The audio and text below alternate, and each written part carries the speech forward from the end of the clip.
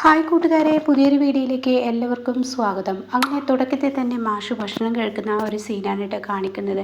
അങ്ങനെ മാഷും ഭാനുമ്മയും മഞ്ചാടിയും ഭക്ഷണം കഴിക്കുകയാണ്. ഇവിടെ അമ്പിളി ഇങ്ങനെ വിളമ്പി കൊടുക്കുന്നുണ്ട്. അപ്പോൾ ഭാനുമ്മ ചോദിക്കുകയാണ്, അല്ല മാഷെ നാളെയാണല്ലേ പഞ്ചരത്നത്തിലോട്ട് പോകുന്നത്? അപ്പോൾ മാഷ് പറയുന്നത് ശരിയാണ്, എന്തായാലും മഞ്ചാടിയും കൂടെ പോരുന്നോ? അയ്യോ, എനിക്ക് 2 ദിവസം നല്ല അർജൻറ്റായിട്ടുള്ള ക്ലാസ് ഉണ്ട്, അതുകൊണ്ട് തന്നെ എനിക്ക് വരാൻ പറ്റത്തില്ല, ഞാനും ഭാനുമ്മയും കൂടി ഇവിടെ നിന്നോളാം. അത് കേട്ടോടെ തന്നെ ഭാനുമ്മ പറയണേ, മോളെ നീയും കൂടി വരികയായിരുന്നെങ്കിൽ എനിക്ക് അമ്പിളിയെ സഹായിക്കാൻ പഞ്ചരത്നത്തിൽ പോയി നിൽക്കായിരുന്നു. അത് കേട്ട ഉടൻ തന്നെ ഭാനുമ്മയോട് മാഷ് പറയാണ്, അതെ ഇപ്പോൾ അനു വരുന്നുണ്ട്, അനു പോകുമ്പോൾ നിങ്ങൾ ഒഴിവ് ദിവസം അങ്ങോട്ടേക്ക് വന്നാൽ മതി, അപ്പോൾ ഭാനുമ്മക്ക് അവിടെ നിൽക്കാമല്ലോ, അത് മതി. അത് കഴിഞ്ഞതേ ആരെങ്കിലുമൊക്കെ ഇങ്ങനെ മാറി മാറി നിർത്തണം എന്നിങ്ങനെ പറയുമ്പോഴാണ് കേട്ടോ രഘുവിൻ്റെ വണ്ടി വന്നിരിക്കുന്നത്. അത് കേട്ടോടെ തന്നെ മാഷ് ചോദിക്കണം, ആരാണ് മോളെ? അപ്പോഴേക്കും രഘു വണ്ടിയിൽ നിന്ന് ഇറങ്ങി. അങ്ങനെ അമ്പിളി എത്തി നോക്കുന്നു, പിന്നീട് ഗേറ്റ് അടക്കാൻ പോകുന്നു. ഇതൊക്കെ കണ്ടിട്ടും അമ്പിളി മറഞ്ഞു നിൽക്കുകയാണ്. അത് കാണുന്നതിനോട് കൂടി മാഷ് ചോദിക്കുക, ആരാ മോളെ? അത് രഘു ആണോ? ആ രഘുവാണ് എന്നുള്ള സത്യം വെളിപ്പെടുത്തുന്നു കേട്ടോ. ഇതേ സമയം രഘു കയറി വരുമ്പോഴേക്കും അമ്പിളി അകത്തോട്ട് അങ്ങ് പോവാണ്, കിച്ചണിലോട്ടാണ് കേട്ടോ പോകുന്നത്. അപ്പോൾ ഇപ്പോഴും ഇവരുടെ പ്രശ്നം തീർന്നില്ലെന്ന് മഞ്ചാടി പറയുമ്പോൾ ഉടൻ തന്നെ മാഷ് പറയണേ, അത് പതിയെ തീർന്നോളൂ. അപ്പോഴേക്കും രഘു അങ്ങോട്ടേക്ക് വന്നു കേട്ടോ. ആ രഘു, നീ എന്താ ഇന്ന് ഹോസ്പിറ്റലിൽ നിൽക്കാഞ്ഞത്? അപ്പോൾ അതിന് മുന്നേ അമ്പിളി പറയുന്നുണ്ട് കേട്ടോ, അവനെന്താ ഇന്ന് ഹോസ്പിറ്റലിൽ നിൽക്കാത്തത്? അത് കേട്ടോടെ തന്നെ അമ്പിളി പറയാണ്, അവൻ നിൽക്കില്ലല്ലോ, കാരണം രഘുവേട്ടന് അവളും ആ കുഞ്ഞും പോയില്ലേ, പിന്നെ ഇപ്പം നിൽക്കേണ്ട ആവശ്യം എന്താ എന്നും പറഞ്ഞിട്ടാണ് പോകുന്നത് കേട്ടോ. അങ്ങനെ രഘുവിനോട് ചോദിക്കുക, നീ എന്താ ഇപ്പോൾ ഹോസ്പിറ്റലിൽ നിൽക്കാത്തത്? അത് വച്ചാ ഞാൻ എന്തിനാ ഹോസ്പിറ്റലിൽ നിൽക്കേണ്ട ആവശ്യം എന്നോട് ചീരവും അതുപോലെ തന്നെ അനുപമയും ചോദിച്ചു. അവരെന്നെ എങ്ങോട്ടേക്ക് പറഞ്ഞു വിട്ടു. മാത്രമല്ല ഒരു കാര്യം കൂടി പറയാനേ, അതായത് ആദിയുടെ ഭാര്യ ആമിയുടെ കാര്യത്തെക്കുറിച്ച് സംസാരിക്കാനും കൂടിയാണ് അവരെന്നെ ഇങ്ങോട്ടേക്ക് പറഞ്ഞു വിട്ടത്. അത് കേട്ടോടെ തന്നെ എന്ത് കാര്യം? അല്ല അമ്പിളി എവിടെ? അമ്പിളി അവിടെ ഉണ്ട്, കിച്ചണിലുണ്ട്, നീ പറഞ്ഞോളൂ, അമ്പിളി കേൾക്കും എന്ന് പറയുമ്പോഴും അമ്പിളി വരുന്നില്ല കേട്ടോ. അങ്ങനെ അമ്പിളി അതെല്ലാം നിന്ന് കേൾക്കുകയാണ്. ഉടൻ തന്നെ രഘുവിനോട് ചോദിക്കുകയാണ് മാഷ്, അല്ല ഞാനൊരു കാര്യം പറയട്ടെ, എന്തായി പോയ കാര്യം? അങ്ങനെ ദാസും ഞാനും കൂടിയാണ് ആമിയെ ഹോം സ്റ്റേയിൽ കൊണ്ടാക്കാൻ പോയത്. അങ്ങനെയുള്ള സത്യങ്ങളെല്ലാം വെളിപ്പെടുത്തുകയാണ്.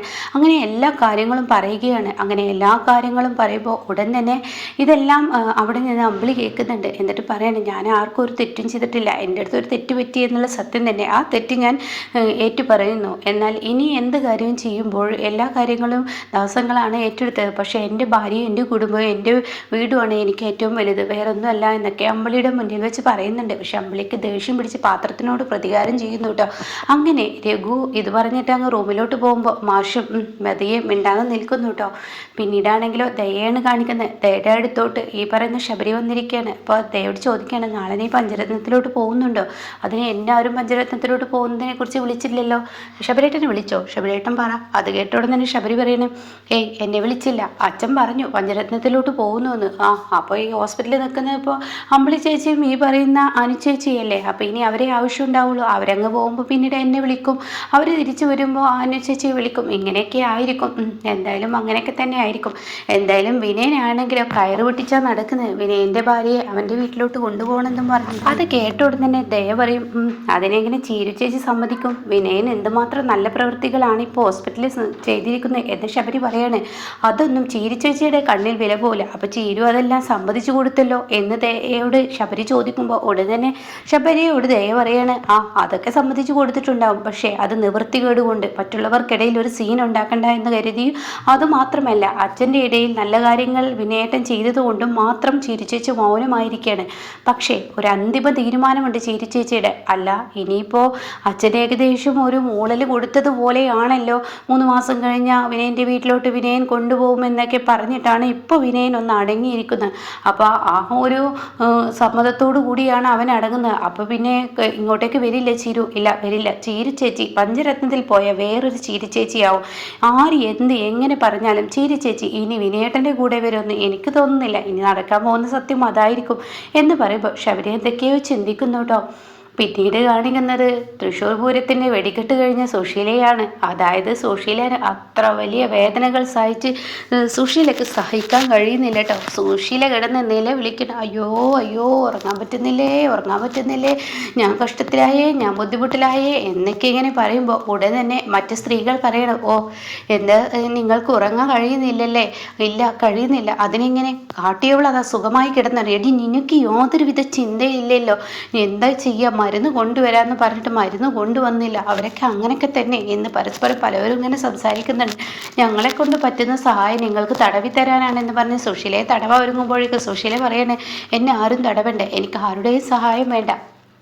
അപ്പോൾ ചെയ്തവൾക്കാണെങ്കിലോ ഇതിൻ്റെ ഒരു കുറ്റബോധവുമില്ല, അവൾ കിടന്നുറങ്ങുന്നത് കണ്ടില്ലേ എന്നും പറയുന്നുണ്ട് കേട്ടോ. അങ്ങനെ ഈ സമയം ഇതങ്ങ് പറയുമ്പോൾ ഉടൻ തന്നെ ഈ സരോമി നീക്കിയാണ്, ആരാടി ഈ കിടന്നുറങ്ങുന്നത്, മനുഷ്യന് ഉറങ്ങാൻ കിട്ടുന്നില്ലല്ലോ, ഇതിൻ്റെ ഞെരക്കവും നിങ്ങളുടെ ചിലക്കലും ഒക്കെ പാടെ കൂടി മനുഷ്യനാകെ കഷ്ടത്തിലാവുകയാണ്. അത് കേട്ടോടെ തന്നെ നിനക്ക് ഉറങ്ങണമെന്നുണ്ടെങ്കിൽ നീ ഇവൾക്ക് മരുന്ന് വാങ്ങിച്ചു കൊടുക്ക്, അങ്ങനെയെങ്കിൽ സുശീല കിടന്നുറങ്ങും, അതോടുകൂടി നമുക്കും ഉറങ്ങാം എന്ന് പറഞ്ഞപ്പോൾ സരോമിയോട് അത് പറഞ്ഞു ഉടൻ തന്നെ പറയണ സുശീല, എനിക്കാരുടെയും സഹായം വേണ്ട, എനിക്കാരും വേണ്ട, ഞാൻ ഒറ്റയ്ക്ക് എല്ലാം ചെയ്തോളാം എന്നിങ്ങനെ സുശീല പറയണം കേട്ടോ. എനിക്ക് എന്ത് വന്നാലും അവളുടെ സഹായം വേണ്ട എന്ന് പറയണേ. അപ്പോഴേക്കും സരോമി എണീറ്റിട്ട് തൻ്റെ പ്ലേറ്റ് എടുത്ത്, ഞാൻ മേടിച്ചു തരാം അവൾക്ക് മരുന്ന്. അപ്പോൾ ഉടൻ തന്നെ എനിക്ക് നിൻ്റെ സഹായം വേണ്ടെന്നില്ല സുശീല പറയണം കേട്ടോ. അത് കേട്ട ഉടൻ തന്നെ സരോമി പറയണേ, ആരെയാടി നിന്നെ സഹായിക്കുന്നത്, മനുഷ്യന് ഉറങ്ങാൻ പറ്റുന്നില്ല, നീ എന്ന മാരണം കാരണം, അതുകൊണ്ട് മാത്രം നിന്നെ ഞാൻ മരുന്ന് വാങ്ങിച്ചു തരാം, അല്ലാതെ അത്ര സ്നേഹം കൊണ്ടെന്നല്ല എന്നും തിരിച്ചടി പറഞ്ഞിരിക്കുന്നു കേട്ടോ. അങ്ങനെ കോൺസ്റ്റബിൾ അങ്ങോട്ടേക്ക് എത്തുകയാണ്. എന്താടി എന്തിനാ അങ്ങനെ ചിലക്കുന്നത്, അതെ ഈ സ്ത്രീ ഉറങ്ങാൻ സമ്മതിക്കുന്നില്ല, ഇവർക്ക് എന്നാണ്ട് മരുന്ന് കൊടുത്തേ, മരുന്ന് കൊണ്ടുവരുമെന്ന് പറഞ്ഞില്ലേ, പിന്നെ എന്തിനാ ഇങ്ങനെ അട്ടഹസിക്കുന്നത്, മനുഷ്യന് ഉറങ്ങണ്ടേ എന്ന് സരോമി പറയാണ്. അങ്ങനെ മരുന്ന് 2 ഗുളിക കൊടുക്കുന്നുണ്ട് കേട്ടോ, ഒന്നിപ്പോൾ കഴിച്ചോ ഒന്ന് നാളെ കഴിച്ചോ എന്നൊക്കെ പറഞ്ഞിട്ട്. അങ്ങനെ സുശീലയുടെ കയ്യിൽ കൊടുക്കുമ്പോൾ സുശീല പറയണത്, ഇത് 2ഉം തന്നേക്ക്. അത് കേട്ടോടെ തന്നെ, അയ്യോ നിങ്ങൾക്ക് എന്തെങ്കിലും സംഭവിക്കും, ഇത് 2ഉം തന്നേക്ക് എന്ന് വീണ്ടും ആവർത്തിക്കുമ്പോൾ സരോമി പറയാം, അതങ്ങ് കൊടുത്തേക്ക്, അങ്ങ് കിടന്നുറങ്ങിക്കോട്ടെ എന്നും പറയുന്നുണ്ട് കേട്ടോ. അങ്ങനെ സുശീല 2 ഗുളികയും കഴിച്ച് കിടക്കുകയാണ്. എന്നാൽ ഈ സമയം ഇന്ദ്രൻ്റെ മനസ്സമാധാനം പോയിരിക്കുകയാണ്. ഇന്ദ്രൻ എങ്ങനെ നോക്കിയിട്ട് ഇന്ദ്രനെ ഉറങ്ങാൻ കഴിയുന്നില്ല, തെക്കോട്ടും വടക്കോട്ടും ഞാൻ തിരിഞ്ഞും ഒക്കെ കിടക്കുകയാണ്. ഇന്ദ്രൻ എത്ര കഷ്ടപ്പെട്ടിട്ടും ഇന്ദ്രന് കിട്ടുന്നില്ല. അങ്ങനെ ഇന്ദ്രൻ പിന്നീട് തൻ്റെ അച്ഛൻ, അതായത് അമ്മായി അച്ഛൻ മാഷ് പറഞ്ഞ കാര്യത്തെക്കുറിച്ച് ചിന്തിക്കുകയാണ്. അതായത് നിൻ്റെ അമ്മയെ നിനക്ക് ഒരിക്കലും മറക്കാൻ കഴിയില്ല, നിൻ്റെ അമ്മ തന്നെ ആയിരിക്കും നിനക്ക് ഏറ്റവും വലുത്, അതുകൊണ്ട് നിൻ്റെ തീരുമാനം നിനക്കെടുക്കാമെന്നൊക്കെ പറഞ്ഞതിനെക്കുറിച്ച് അങ്ങനെ തന്നെ മനസ്സിൽ പിന്നീട് താൻ നേരിട്ട് സഹായിക്കുന്നതിനേക്കാൾ നല്ലത് ഹർഷ വഴി സഹായം തേടാമെന്നുള്ള ആ ഒരു ഇതിൽ ഹർഷയ്ക്ക് വിളിക്കണം. അപ്പോൾ ഹർഷയാണെങ്കിലോ, ഞാൻ വിചാരിച്ചത് സംഭവിച്ചു എന്നും ഞാൻ ഉദ്ദേശിച്ചോടത്ത് തന്നെ കാര്യങ്ങൾ എത്തി എന്നും പറഞ്ഞാണ് ഫോൺ എടുക്കുന്നത്. അങ്ങനെ ഹർഷ, എന്താ ഇന്ദ്ര, അതെ നിന്നെ ഒന്ന് കാണണം, എന്തിനാ, അമ്മയെക്കുറിച്ച് സംസാരിക്കാനാണ്. എന്നാൽ ഈ ഫോണിൽ സംസാരിക്കണോ, അമ്മയെക്കുറിച്ചൊക്കെ സംസാരിക്കണം, എന്നാൽ ഞാൻ നാളെ നിൻ്റെ വീട്ടിലോട്ട് വരാം, അത് വേണ്ട നീ അമ്പലത്തിലോട്ട് വന്നാൽ മതി എന്നും പറഞ്ഞ് ഫോൺ വെക്കുന്നു. അപ്പോൾ രവി കയറി വരികയാണ്. അപ്പോൾ രവി ചോദിക്കുകയാണ്, ആരാ അത്, ഇന്ദ്രനോ, അതെന്താ, അമ്മയെക്കുറിച്ച് സംസാരിക്കാനാണെന്ന് തോന്നുന്നു, അവന് എന്നോടുള്ള വിശ്വാസം കൊണ്ടാലോ അവൻ എനിക്ക് വിളിച്ചത്. രവിയേട്ടൻ നാളെ വരുന്നു.